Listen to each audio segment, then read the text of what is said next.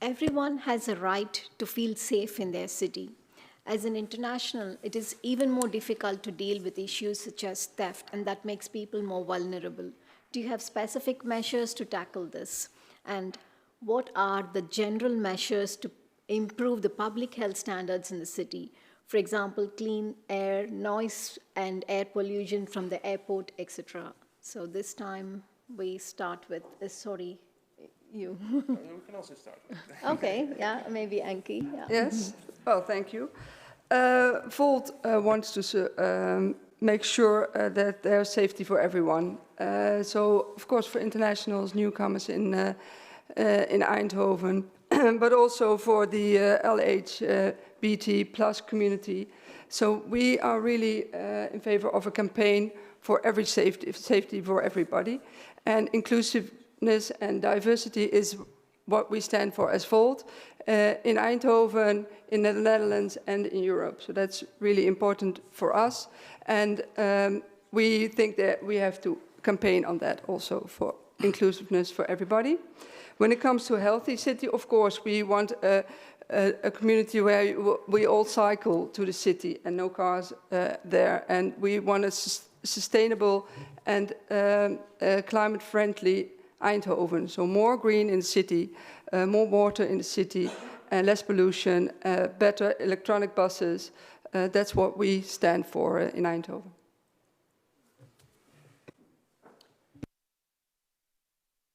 We all stand for that because I started with the second question, actually. The healthy city, everyone stands for that. We do so as a municipality, and we do everything to make it better, day by day, step by step, but it's going to be better in the meantime.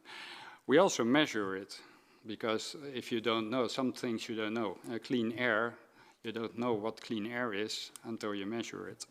So that is something to keep on doing. And that means also that we have to check facts, that we have to check people, we have to check industries if they keep by the regulations involved. Safety first, yeah, that's a civil right, I think. You have to feel safe, no matter who you are, no matter where you are, and what you do.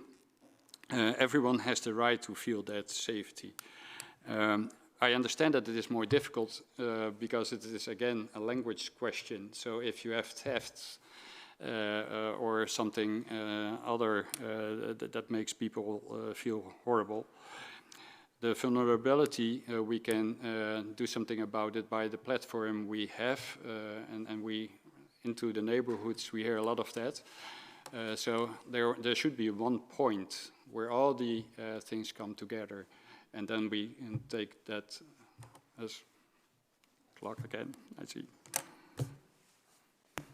Yeah, I will talk mostly about safety now, because I believe the clean air fits more in the next category, so it relates a little bit there. Safety, well, we really feel that is also a consequence, a result of the lack of social cohesion, or degrading social cohesion. Communities living really by themselves, people living really on your own. And this really fits to what I've been saying before, really to that bottom-up approach, really helping those local associations, local neighborhoods to be empowered, to really help people feel connected to others. We also want to help with more approachable and more easy to reach more reachable community workers and local enforcement, like really your neighborhood police officer, that really can make a difference. And the third, and that's also really connected to a structural problem, but improve civic participation to make sure that these signals, first of all, are better heard. That, for example, I know in Woensel there's a lot of disturbance with youth, for example. We want to know those signals faster so we can immediately capitalize upon them, but also to give people more control in what is being implemented and what is being changed. Yeah, GroenLinks wants a safe city, and that also means a city where everyone can be themselves. And you might recognize it in your own country that far-right parties are screaming louder and louder. GroenLinks will always speak out against discrimination and also speak out against these far-right voices, because that's necessary for a city where everyone feels welcome. And regarding health, everyone should be able to have a pleasant and clean environment with clean air. GroenLinks therefore chooses for a radical greenification of Eindhoven. We invest in more trees in the neighborhoods and in the city center. For every citizen, we want a park for like 5 minutes biking distance, and we want a car-free inner city, and more space for pedestrians, cyclists, and green areas, because we think that's important for a healthy city.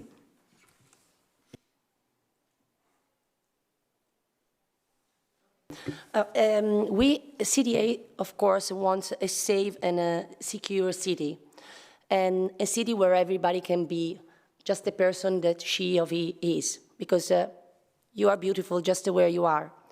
We also want to fight against criminality. No more talk, but action. And how? We want more supervision. We want more bite intervention, not just once a month, but every day, full time. We want district kept safe together with the citizen. We have these guardian angel teams, which are really great, and they're keeping an eye on the neighborhood, and they are also working together and is creating also social cohesion. We also want to have family coaches for younger families with teenagers that are to prevent ending up in the criminality or maybe also in radicalization. What about healthy city is one of the most important points we want to prevent because it's better than cure. Thank you. D66 promotes walking, cycling and public transport. We strive for more public green space in the city centre and also in the neighbourhoods. We initiated tiny forests, which are being realized right now in our city. And we want to get rid of the polluting heavy industry at the Hurk, which we talked about last night.